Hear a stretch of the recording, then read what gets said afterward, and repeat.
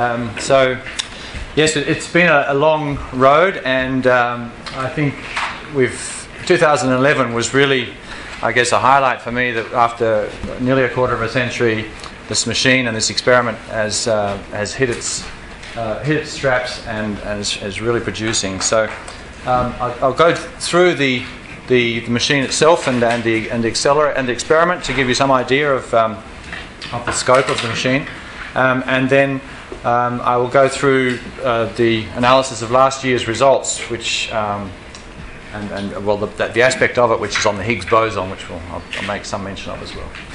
So we've been working as individuals in small groups, but with a fairly strong connection between Sydney and Melbourne for all of this period. And it's just in the last year that we now have reached critical mass through the Centre of Excellence, and it's Melbourne, Sydney, Monash, and there are 6 PI institutions from Europe and the US. And I should say that back in the early days, one of the biggest problems we were faced with, potential problems, was the ability for the detectors that we were building to withstand the very high intensities of this machine. And here at ANSTO, with David and Mark and all sorts of people that whose faces I know very well over the years, we were irradiating detectors with a neutron source, and that was the first part of our work, our contribution to being part of this experiment, as Adi was saying. So this picture is Atlas 5 or 6 years ago now. It was a famous picture, got lots of press because of its size. It's a very open structure of magnets. These are all superconducting magnets with a toroidal field. It's a beautiful device. And at this stage we could open it up and have a look at it. Since then it's all been stuffed full of equipment. This is just to give you some idea of the interactions that we're looking for, and I'll have more to say about that. So what I'll go through here is a little bit about the standard model of particle physics. I know this is not a particle physics community, so allow me to give a bit of background on the physics of where we are. The aims and the technology of the Large Hadron Collider and some of the issues that we've had over the last few years in particular. I will introduce the Atlas detector, which is an amazing piece of technology in itself. And then really looking at these current results. So last year was the first year where we had an excellent bit of data taking. The machine worked flawlessly, as did the accelerator, as did the experiment. And a bit of an outlook for this year, because Australia is hosting the International Conference for High Energy Physics in Melbourne in July, and this is going to be a very important milestone for us and particle physics. So we're lucky that it's happening here. So, particle physics in the standard model. We can go back as far as you want, but I'll go back to the 50s when there was a particle explosion, when accelerators reached the GeV scale, when detectors like very beautiful bubble chambers reached the point, the peak of their capability, and these sorts of events where charged kaons, particles were created, a whole laboratory of information was going on. And over a decade or so of the early 60s, there was this explosion was really palpable. There was particles, get the damn things out of the way. So cyclotrons became synchrotrons, and the machine energies took off to the extent that particles could be created in their huge numbers.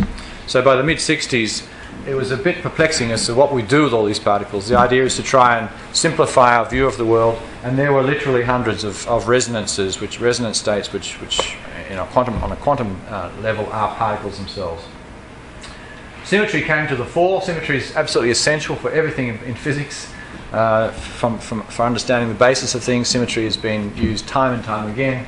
And the symmetry of the particles which were created and observed in that period are either baryons, such as neutrons and protons, or mesons, such as the pion and the kaon. And they could be pretty much explained in toto by the existence of quarks. So another layer of the onion, which was much simpler and could be the constituents of a huge number of particles, either as a quark-antiquark pair of mesons or as a triplet of quarks in baryons. So that was a massive breakthrough for getting to the next phase, which was really the beginning of the particle standard model of particles. Over the years, it's been refined through many experiments. We now know that there are 3 generations of the stuff of matter. The simplest one is what we're all made of: up and down quarks, protons and neutrons, and electrons to make chemistry. And electron neutrinos are streaming through us all the time, being created in the sun and beta decay and so forth. So, in fact, our gentle universe doesn't require any more than this. The additional generations are not really well understood right now. One of the questions about the standard model in the future will be: is there a symmetry which can explain why there are 3 generations? I won't have anything more to say about that here, but it's a very interesting problem. When the muon was discovered back in the 30s, Rabbi was asked is quite often quoted as saying, "Who ordered that?" Because it was in all properties, these higher families are almost identical, except for one thing: the mass of the object. So the electron, muon, and tauon behave very similarly, except that they get heavier. So this is 200 times heavier than the electron, and this is another 17 times higher than the muon. But other than that, the properties are very similar. Over here is the so-called force carrier. So in the quantum field theory approach to things, interactions between these things are mediated by the exchange of bosons, and we have 4 of them here. The W and the Z bosons mediate the beta decay, weak interactions, neutrino scattering and others. The gluon holds quarks together into those hadrons, into the mesons and baryons. And the photon, of course, is the mediator of the electromagnetic interaction. So, to a large extent, we explain pretty much everything about the nice, quiet universe we live in by this diagram here. So just to give you an idea of where this came from, back in the 70s, we knew about charge current interactions of the weak interaction. So beta decay changes from an electron from a neutron into a proton and spits out an electron and neutrino. And so there's a charge being exchanged between one side and the other. And all the interactions of neutrinos which have been discovered and seen by then, the neutrino came in, interacted with a nucleus or an electron, and changed into one of these charged leptons. So there was a charge current interaction. Well, back in the 70s, there was evidence, such as this event here, for neutrinos coming in, scattering, and staying neutrinos. So that was the evidence for the fact that we needed 2 of these objects here for the weak interactions, the Z boson. And as soon as the Z boson was created then, the properties of the Z and the W were very similar. So this experimental result basically led to the electroweak model of particle physics, combining the weak interaction and the electromagnetic interaction into one unified model of the particle physics we know.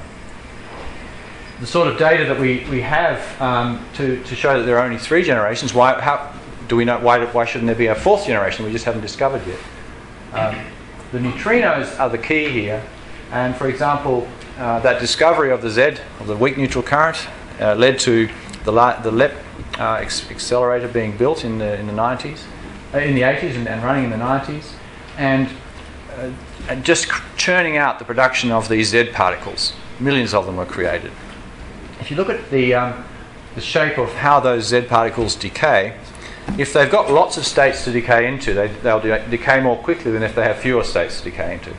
When they've got lots of states to decay into and they're decaying fast, the width, the uncertainty of the energy or the mass of these things gets broader.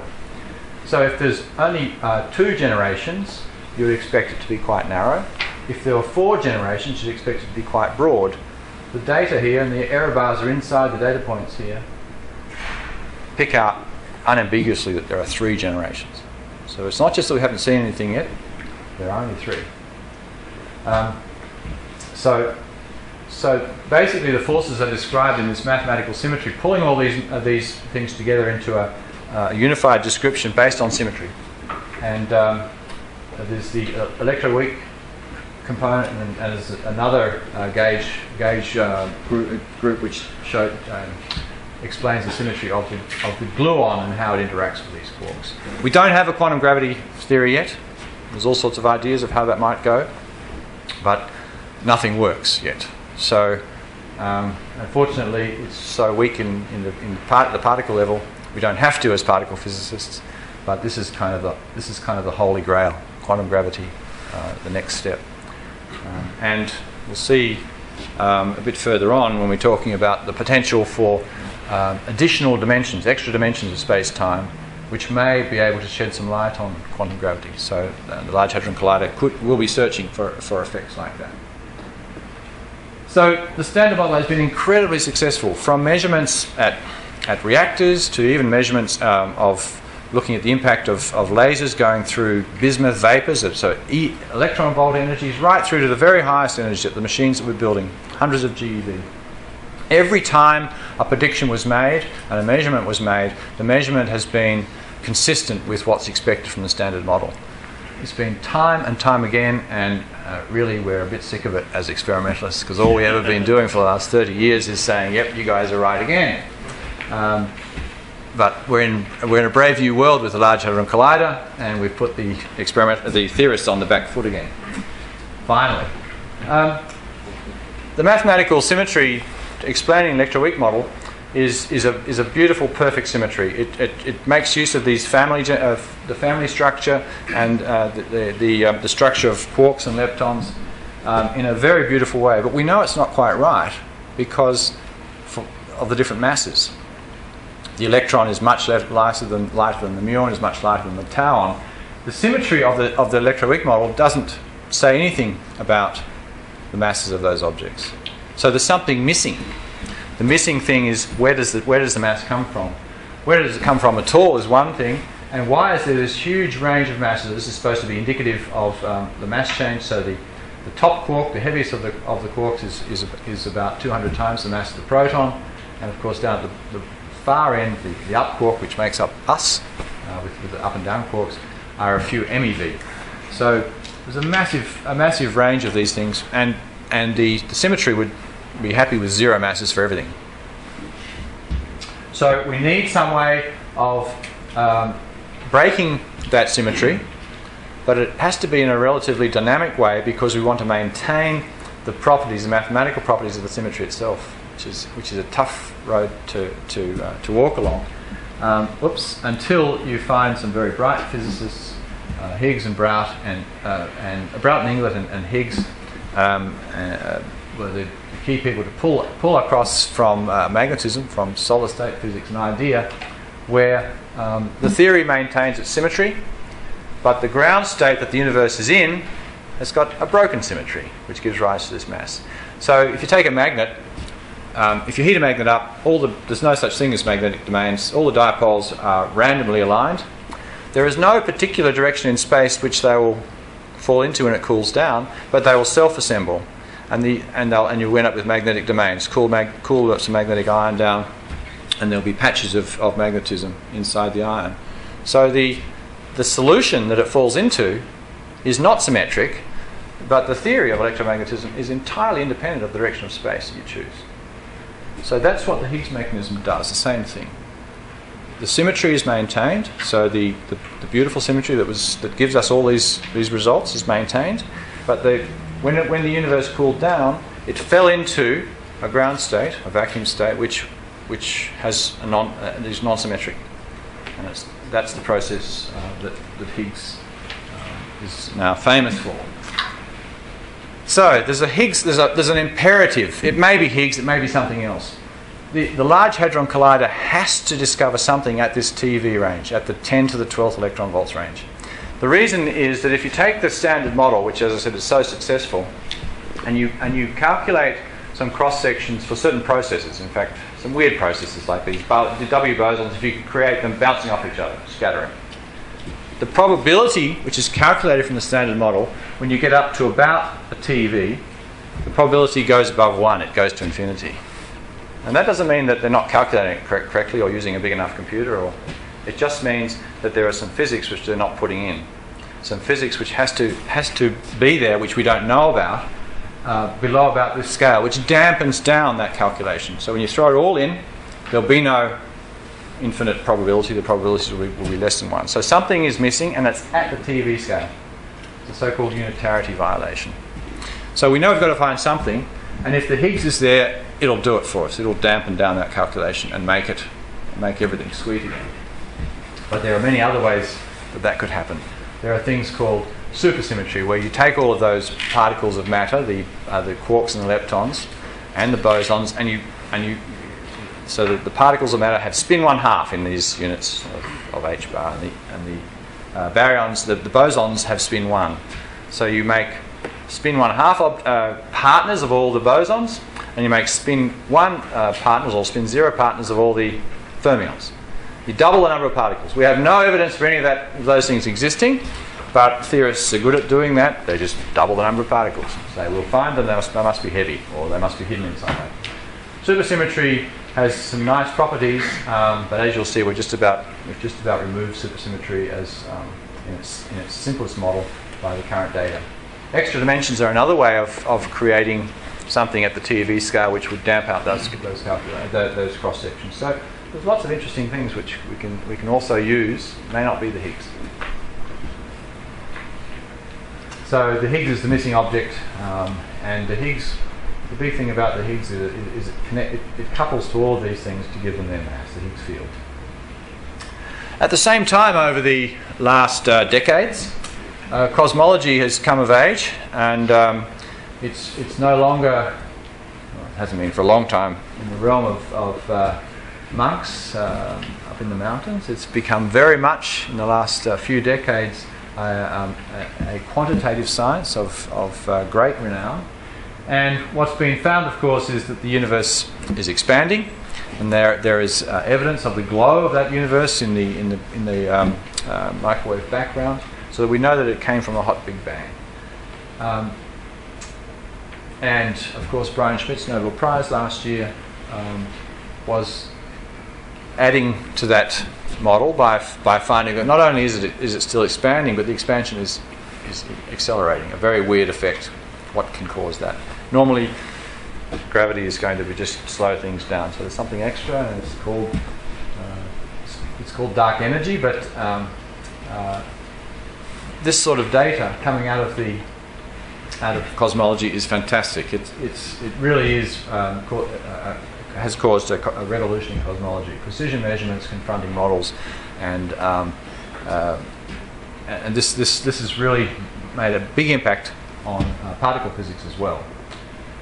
The reason is, although chemistry is built upon an atomic structure, we know that all the protons and the neutrons are built from the standard model of particles and held together with electromagnetism and so forth. We know that we have this beautiful model of hierarchy. Unfortunately, it only explains about 4% of the universe.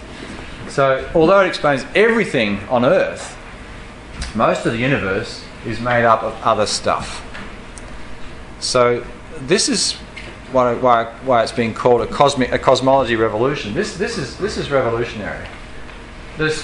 You all know dark matter.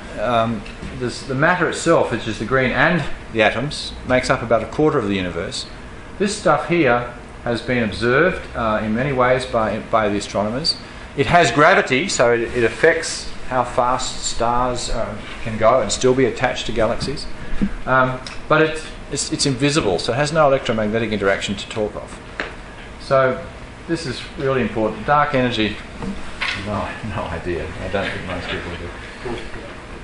So Astro discovered dark matter, and high energy physics is aiming to try and recreate what it is. And we're still doing a masterly job of understanding the atoms. So the hot Big Bang has lots of structure to it in exactly what happened right at the beginning. We needed this rapid expansion just after t equals 0, so that the implant of fluctuations and correlations that we see today could be not given enough time to merge out. So if we go back in time, and this is very much a log scale, go back to this region here, we're talking about 10 to the minus 10 seconds after the Big Bang, hot Big Bang. And there the average temperature is about 10 to the 15 degrees. So we're talking about temperatures which are many, many, many orders of magnitude in the center of, higher than the center of the sun. This is where we are in particle physics right now. So we are probing interactions which took place right at the beginning of the universe, well before electromagnetism dominated in the atomic regime, and even quite a bit before the nuclear regime, where neutrons and protons were formed, and hydrogen. So we're talking about an epoch right at the beginning here, which is quite important for this connection to cosmology. So, in fact, the standard model with this Higgs mechanism, which was our goal for building the experiment, has very strong predictions about how often they're going to be created. And this plot here is to try and give an indication of how difficult the task is. You can hardly read on the side here. This says 10 to the 9. So this is a billion, and down here it's 10 to the minus 4, so 1/10,000th in some units. What this is plotting is if you bang protons together of a particular energy, let's say 10 TeV, the probability for these protons to interact is given by how far up it is on this scale, the cross section here. So protons are strongly interacting objects. You know them well here and love them, I'm sure. So you throw protons together and they're going to bang into each other and they're going to interact with a high probability. So we call that the total cross section up here. As we come down, the probability for a reaction occurring where you create one of the W's or the Z's is down here at 10 to the 2. So for every billion of these scatterings occurring, we've got 100 W bosons being created. Come down further to the top quark, the heaviest of the quarks, and it's down at 10 to the minus 2. So there's only one top quark every 10 to the 11th interactions. So you have to create 10 to the 11th interactions to find a top quark.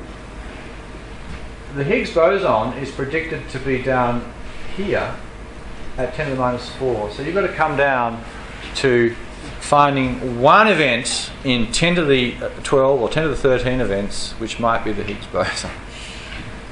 So first of all, you have to generate a machine which will give you many times 10 to the 13 interactions. And then you have to sort through those interactions to find the ones that you're looking for. Fortunately, they have a pretty strong signature. But there's all these other things in here which occur with a much higher rate, which also look a bit the same. And this is just to show you the march in time of accelerator energies. The LHC is up here somewhere. It's fallen off a little bit, but the envelope here is very impressive. But as each of these technologies rolls off, a new technology has come along. The new technology for the LHC was the magnets, really. So I have a little bit to say about that. So the collisions, the machine is in bunches of protons, and very high intensity bunches squeezed down at where they intersect. The bunches are made of protons, and protons can interact. They can bounce off each other, and they're mushy objects. These things happen. This is the total cross section. But the things that we're really interested in is when the pips of those watermelons, the protons, have a head-on collision. When the quarks, all the gluons inside here, have a head-on collision, then the energy of those things can be completely available for creating stuff. So it's this particular thing that we're looking for, and there's a very small cross-section for sometimes that energy producing a Higgs, and it's one in blah blah blah. It's a needle in a haystack and a haystack and a haystack. So that's one of the big challenges for the experimentalists.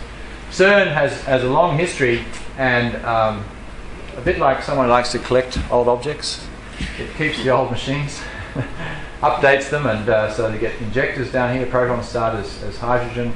They go into all sorts of machines. There's a linear collider, a linear accelerator, the old proton synchrotron, into the SPS, super proton synchrotron, which was a huge machine in its day, right, some of my early work.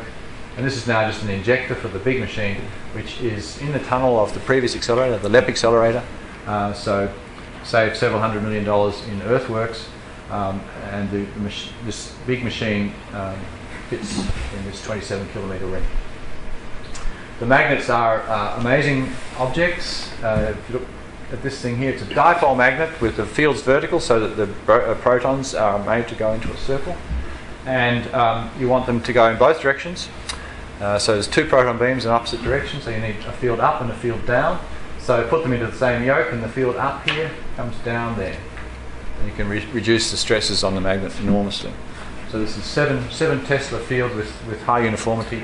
These magnets are about 15 metre long and running cryogenically. This is the biggest cost of the machine. About nearly 3/4 of the $3 or $4 billion came in building these magnets. So they were designed with collaboration between industry and CERN, and then sent out to industry for construction. So it was all done in, basically the machine was done in European industry. And there's a picture of the ring again, and then these tunnels here, this is all underground, so these are tunnels built to house the experiment, the Atlas experiment, ours, and CMS, the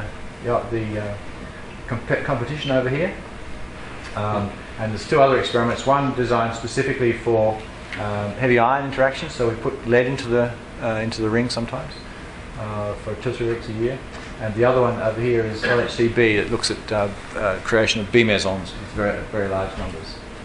So there's 4 major experiments, and there's some smaller experiments associated with these two as well. Back in 2008, when we were about to turn on and everybody was worried about the world being sucked into a black hole, we were all worried much more about something like this happening. And it did. After a week, the previous DG only had a couple of months left of his job, and he wanted to go out in a blaze of glory. And I think this is not what he was expecting. There was a big mishap, and the press used the interesting expression that there was a helium leak, and there was. It was about 1.5 tons of liquid helium in about a couple of hundred milliseconds. And it moved 40 magnets around and did a lot of damage. It was created by a spark, which when you've got 12,000 amps of current going through here, a spark can be pretty damaging, and it filled up the ultra-high vacuum vessel of about 8 kilometres with soot. So that was a lovely thing to start the experiment with. It was due to a poor connection here. As I said, these magnets are rock solid. They are made to withstand all sorts of things, but then you had to go down into the tunnel and solder them together. And it really was a solder joint. This is the solder bathroom here with the 2 connections, and the quality control was not good enough. Sometimes the solder ended up on the floor, sometimes it was a cold joint, so it was a bit of an issue. So 45 or 50 magnets had to be completely stripped out and cleaned up. The final magnet went back in about a year and a bit later, back down into the hole, and in November 2009 we finally got started. And first interactions were seen, and all the physicists were so ready for things to kick in. The first paper was published on March 15th on some distributions of these particles. It was published within 2 months or so of the machine turning on. It was a great achievement. Oops. Okay, so it's underground. I'm going to talk now a little bit about the Atlas experiment. It's quite a way from the Atlas experiment from Atlas over here to CMS. So we're a bit lucky because we're near the main lab, and there's the restaurant and the cafes nearby as well.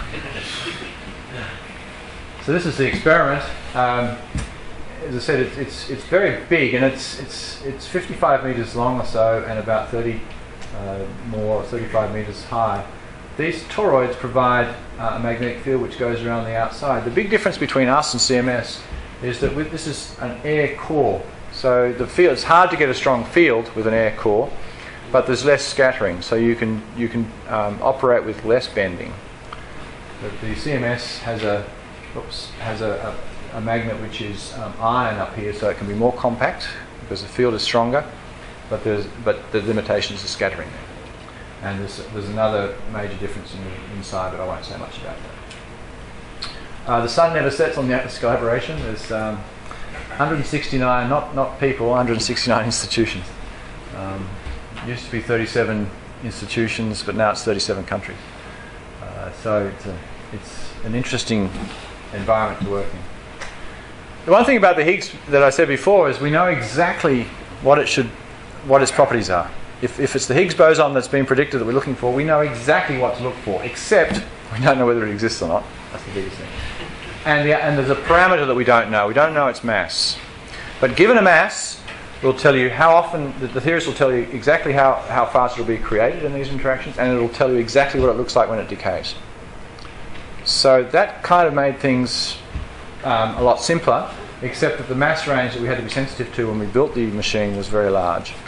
But we know exactly how it's going to be created through all these quantum diagrams. You can see different ways of creating it with different, which are dominated different areas, different masses. And we know all the different modes that it's going to decay into. So these things decay away immediately into particles that come out into the detector. We don't actually produce a bunch of Higgses and look at them. We look at the smoking gun coming out of them. And the different modes of decay then gives us a range of smoking guns that we can look at. And some of them are better than others at different masses. So up at the high mass here, this green guy is very strong. At the low mass, it falls right off, and so we have to have a look at some of these others. And this is what an event might contain. These are the particles that we'll see which come out of that decay. Okay, so we have to take these kinds of things and extrapolate back with a measurement of their energy and momentum to ascertain what they must have come from. This is looking side onto the beam, the perpendicular direction, so the beam is coming into and out of the board here. And so this is the region inside of that toroidal toilet roll magnet. And there's various components of the detector which are essential. In the middle here is the tracker. So charged particles can be tracked through here, and it's in a magnetic field, so they'll curve in the magnetic field. And if you can measure the curvature, you can determine their momentum, how fast they're going. So this grey part is a solenoid providing a magnetic field into and out of the board. Then there's two things here called calorimeters. And calorimeters are just that, just what we'd expect from a chemistry calorimeter. The energy is absorbed in the calorimeters, and somehow it's converted into something we can measure, which is in this case the number of charged particles which are created through that absorption process. And then we calibrate that number of charged particles that are created back to the energy of the particle which was absorbed. And so there's two different types. This is for the electromagnetic part for electrons and photons, and this is hadrons, protons, neutrons, and kaons and others. The ones that go all the way through are muons. They only have the weak interaction, so they deposit energy in here, they deposit a little bit of energy in here, and they get caught out in these chambers outside of the magnetic field, so we can measure them. And then I want to point out here that we also measure neutrinos. Neutrinos don't interact, but in this plane, the particles have come into and out of the board. There is no initial momentum in this plane. So so in this plane, if we add up everything, do everything in this plane, add it all up, and we find something missing, then that missing thing we attribute to a neutrino or something new. So we measure neutrinos by what we don't see, and the precision of the rest of it has to be very high so that we can be sure that's what's happening and we're not just missing stuff out of the detector. And so this is another event. It's the sort of thing we're looking at with lots of particles, very hard to extract. Melbourne and Sydney and the work done at ANSTO on particle detector radiation properties, we contributed to the building of the inner detector. This is about 6 meters long. These wheels here, what we contributed to, and these are silicon detectors. There's about 70 square meters of silicon, and the resolution is about 16 microns, so about the sixth of the thickness of a human hair. And inside here is a pixel detector. Altogether there are about 80 million independent channels of electronics. So it was an order of magnitude bigger than anything had been done before. Just to give you some size, I'll skip over that. So this is one of the modules, and again, understanding how these things react to serious radiation was started here, and this is one of the modules that was our prototype device down in Melbourne.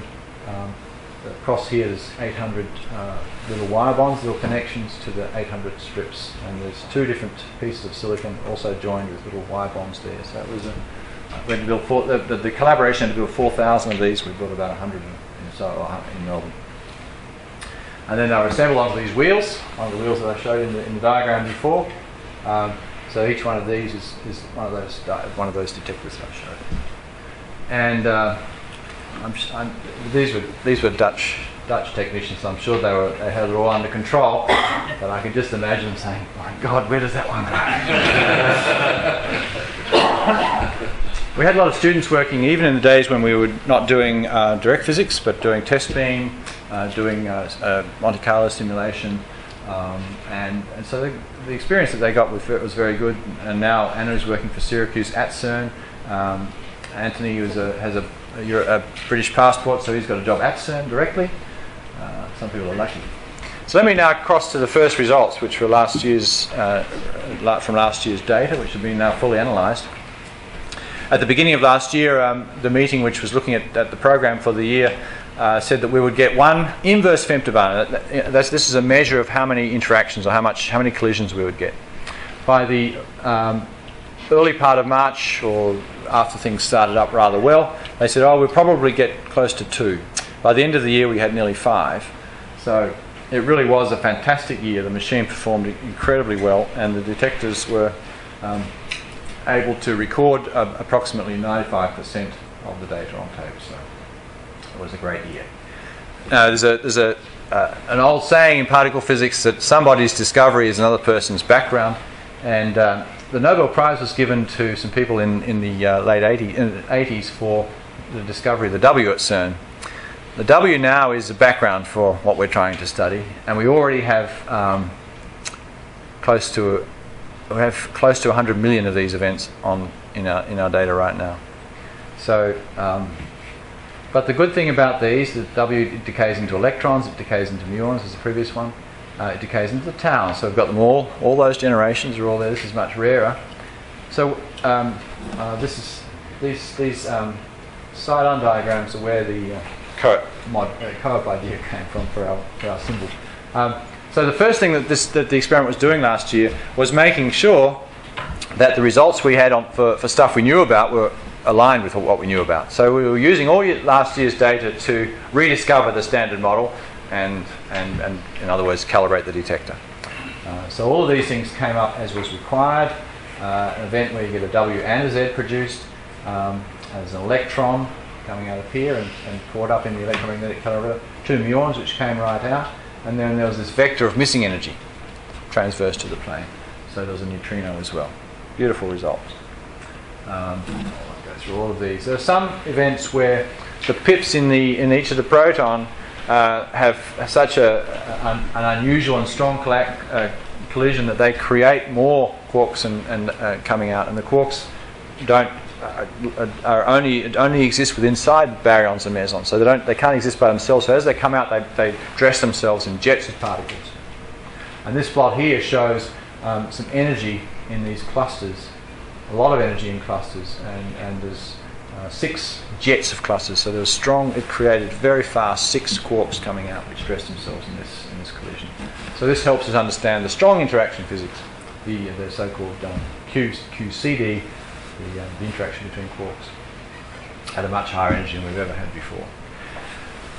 The name of the game, to get 10 to the 13th of these interactions so that you might be able to find one Higgs boson, the name of the game is to hit it as hard as you can and get the machine people to give us more and more and more events in as shorter period as possible. As we ramped up the luminosity last year, that's fine, but those proton bunches don't know that one other proton has had an interaction. They just know that when they've hit one of the other protons. So here's a situation where in one beam crossing, that is one every 25 nanoseconds, 40 megahertz, the bunches collide. In one beam crossing, there were 18 interactions, so 18 protons struck each other. The one that we triggered on, the one we thought which was interesting, was this guy over here. There are two particles coming out as muons. Everything else, we can't say, okay, you guys don't show up in the detector. Just be quiet, go away. All of this stuff contributes to all of the white fuzz in there.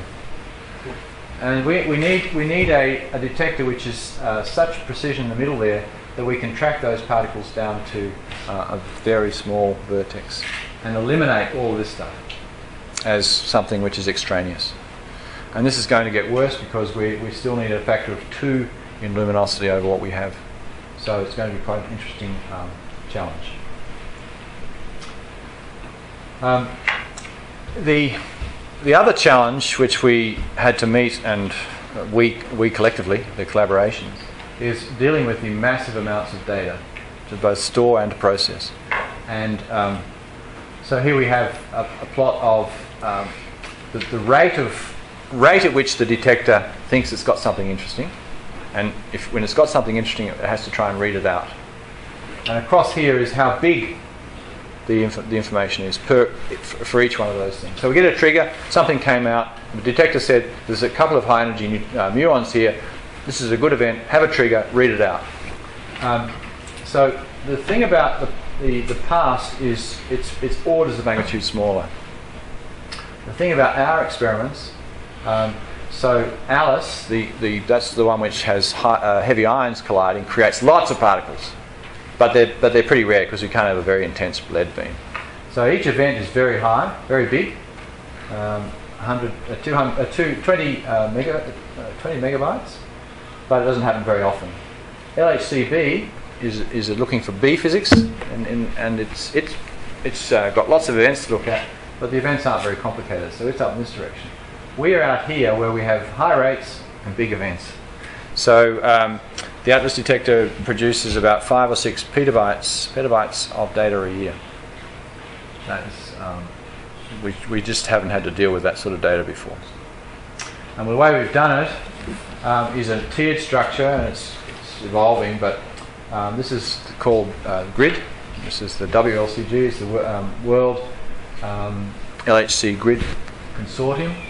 And tier 0 is the actual experiment, and then there's so-called tier 1 centres, and Atlas has 12 of them, where all the data gets distributed, and then around that we have tier 2 centres, of which Australia is one, which will connect up to one of these centres. So Triumph in Canada is a tier 1 that we connect to, although that's evolving and becoming, it's being made more general. But so there are many centres, hundreds of tier 2 centres, large numbers of tier 1.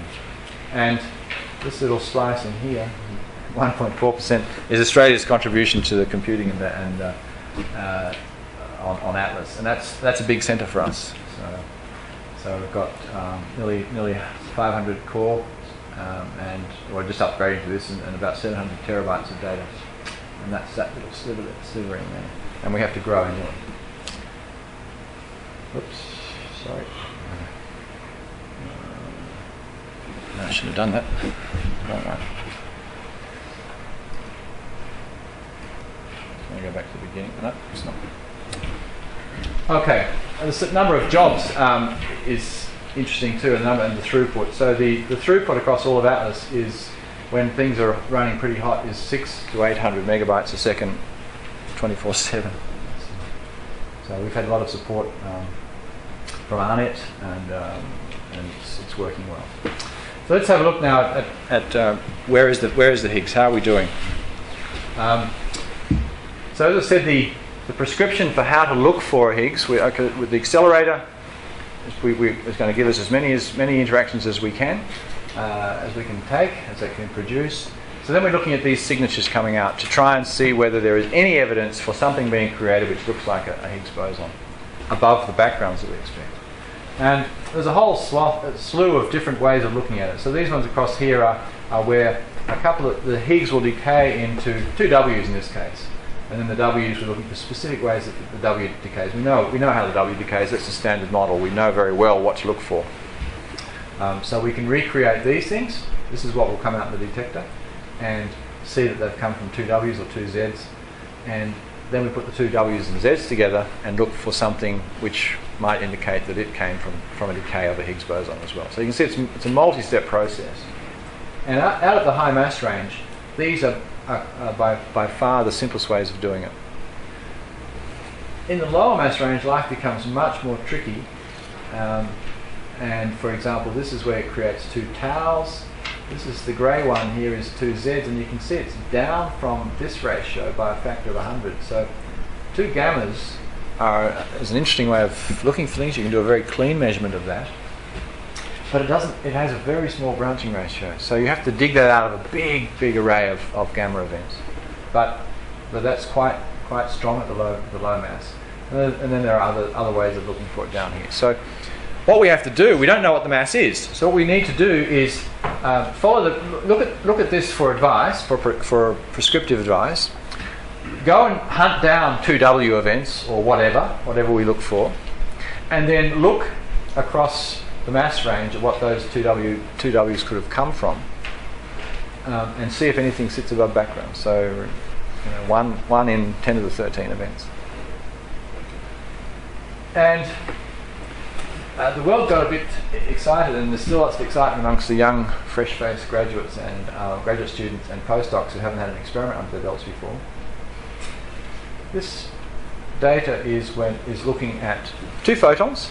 That's that grey part, the low mass, and looking at their invariant mass. So what they might have come from, what mass they might have been created from. And mostly, when you pick up two photons, it's just been they're not correlated. So you're just putting random photons together, and look at the mass of those two random photons, and it has a broad distribution. When you find something which has a little bump above that broad distribution, the first thing you start to think about is, maybe there was an enhancement just there, where the two photons were correlated and came from something new. You can see it's very difficult to get too excited about it, except that if the Higgs boson is discovered, this is a very big thing to get this excited about. So we go very hard on things like that. And if you subtract off the red smooth curve, this is what it looks like, and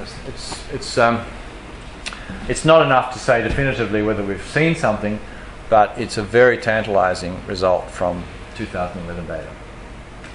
And this shows just shows what sort of width we'd expect. So if I go back, this for a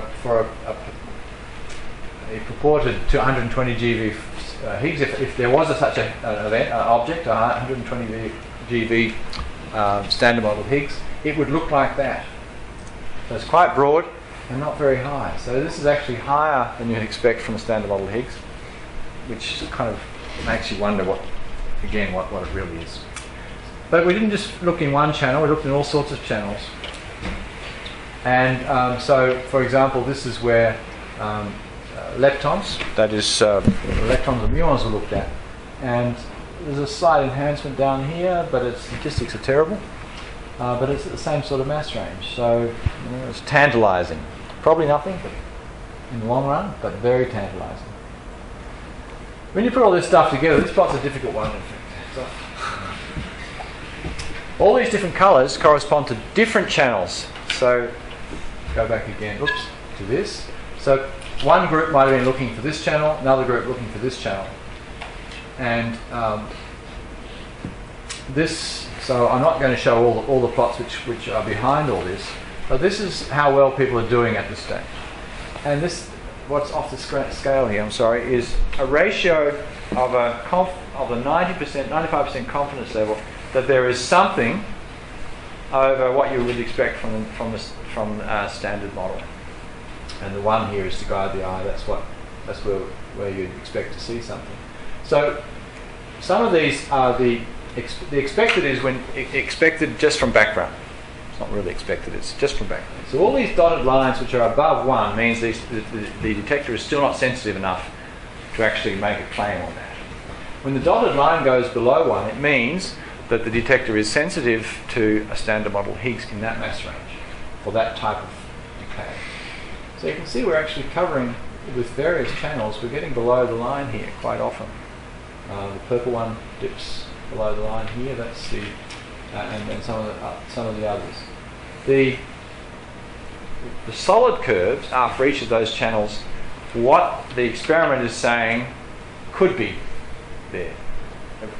The experiment signal basically is the solid. So we need two things. We need the dashed line to be under 1, so we're sensitive, and then we need the experimental measurement to be above what you expect from the dashed line, which is 0 signal.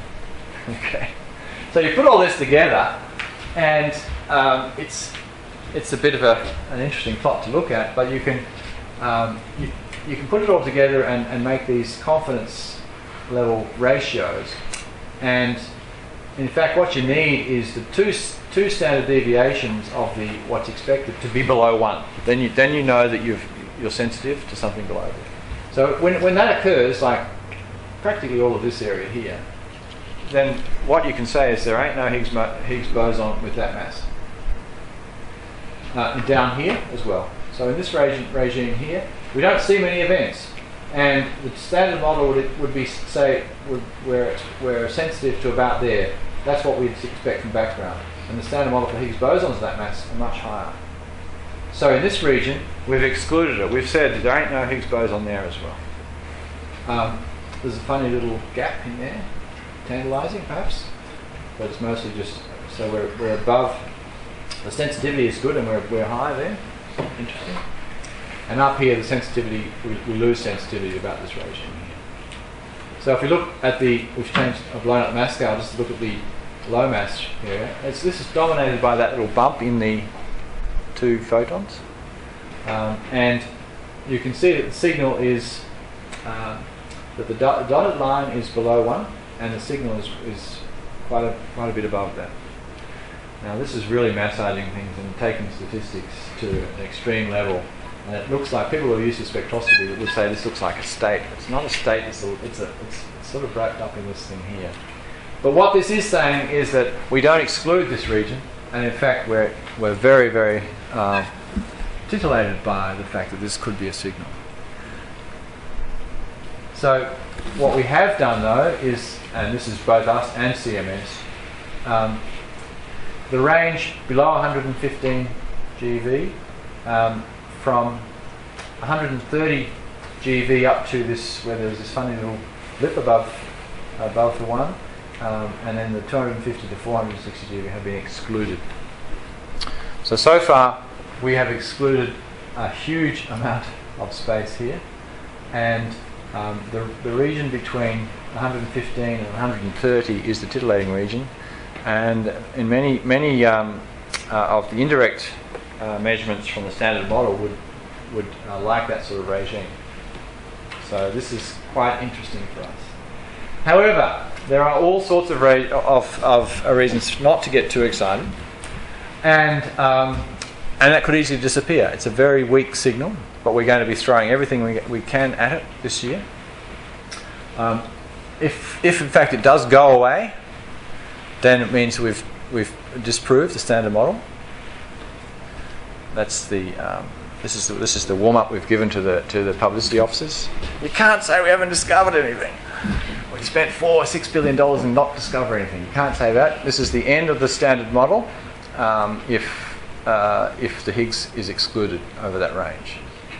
If it's found, then of course we need to understand it much more deeply. And if it goes away, there are lots of ways around looking for where we have to look more deeply. That the LHC will still be sensitive to, but we have to look harder. More complicated Higgs models, supersymmetry, and extra dimensions. Extra dimensions are an interesting one, and this is what got people worried back in 2008. If these models describe us as being on a brane, on a projection of some higher space. So our 3 dimensions of space plus 1 of time are a slice through, say, a 10-dimensional model, 10-dimensional space. And gravity is strong off in the bulk, in the 10-dimensional space, but on our slice we just see a certain component of gravity, and that would explain why gravity is weak. If you hit hard enough and you localize your energy to a small enough region, you can actually couple into the bulk off of our brane. And by doing that, you can create a little mini black hole, micro, nano, whatever you like to call it. Of course, then that will, through Hawking radiation, will decay almost immediately. But, the thing about these kinds of interactions is that they're not coupled to particles of any particular type. A black hole doesn't know about leptons or quarks. So the signal from here would be that you end up with this rather democratic distribution of particles being created by the black holes decaying. And although there are backgrounds to this thing, it's a pretty strong signature. So we are definitely looking here. We need more data before we can get down to the sensitivity we require. And Hawking was visiting CERN a few years ago, and he said, "Oh yeah, you find the mini black holes, and I'll go to Sweden, because the discovery of Hawking radiation would be a big coup for him." This is what a lead on lead looks like. I won't say much about it, but it was a very interesting run. And let me go ahead. I won't. But can bring that up in question time if you need to. So the outlook. The full 2011 data has been analysed now. It was a very successful year. We're just reaching sensitivity to the standard model Higgs, and in fact we've eliminated a large region of masses. And with a little bit more data, we'll be able to bring all of those sensitivities down and be able to say yes or no to the standard model Higgs as we know it. And in 2012, by June, we're expecting about 3 times the amount of data that we have right now.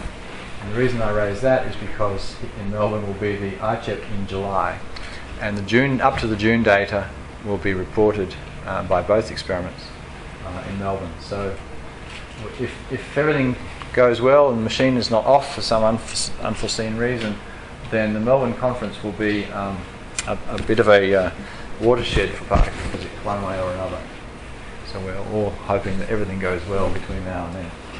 Beyond, the experiment and the accelerator is expected to run for another couple of decades. And there's going to be several upgrades planned. One of them is the end of this year.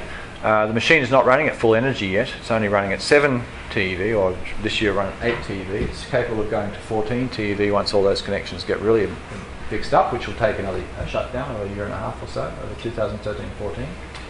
And they're going to be detector upgrades to handle the additional energy and rate luminosity. There's a big one scheduled in 2018, and in 2022 we're going to replace our whole inner detector. Everything that we worked so hard for over 2 decades won't be able to operate anymore. But whatever happens, the future is looking very bright. So thank you.